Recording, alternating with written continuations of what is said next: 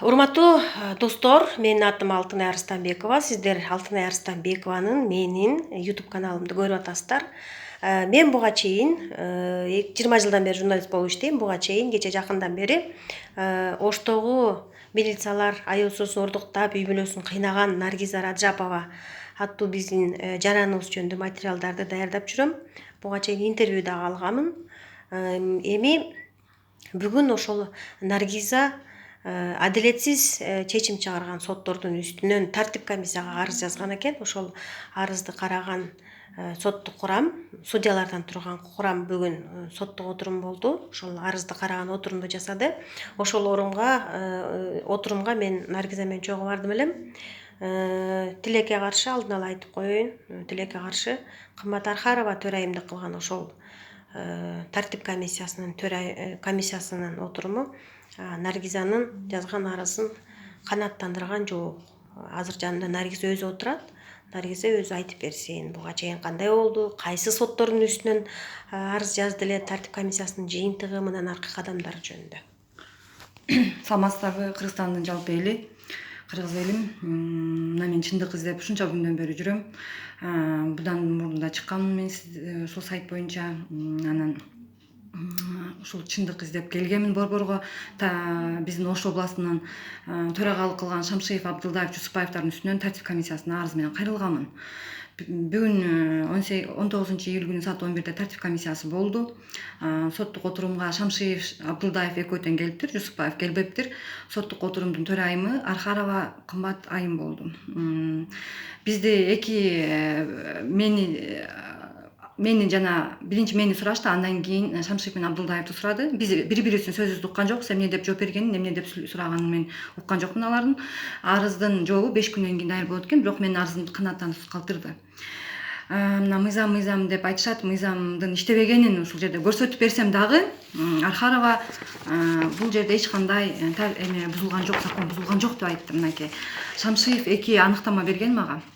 Тандап ал деген. Биринде Исажанов судья, биринде Жусупаев судья.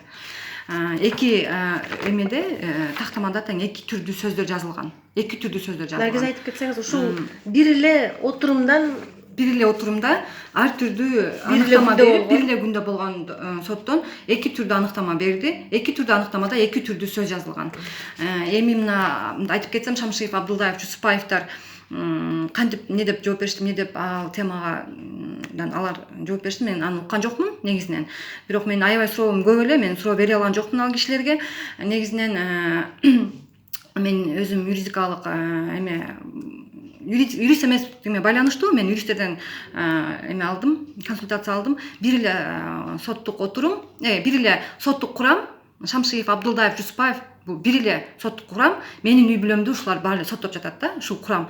Негизинен Ош областында соттор көп, но бирок бул жерде конфликт интересов, кызыкчылык тарап болуп атат да. 166-да да ушу Шамшиев, Абдылдаев, Жусупаев катышып атат. 97 боюнча менин жолдошумду өмүр бою ушулар абакка кесип атат. 97-чи берене боюнча инимди 12 жылга ушул эле соттук курам кайра эле катышып атат да. Мыйзамда андай жок экен, мыйзамда каралган экен. Бир эле соттук курам кайра бир үй бүлөгө болушу мүмкүн эмес деген жери бар экен. Бирок билбейм, мыйзам одоно түрдө бузулду, бирок Архарова мыйзам бузулбады деп мага жооп берди. Эми мындан кийинки мен бул жерде мыйзамдын туура эмес иштегенине адамдар өздөрү эл баа берет, бирок мен ушинтип ойлойм. Мындан кийинки кадамым, мен сөзсүз түрдө президентке кайрыламын, премьер-министрге кайрыламын, Жамшитовго кайрыламын, башка прокуратурага. Если алар чече албаса, анда мен чет мамлекеттик уюмдарга кайрылганга мажбур боломун.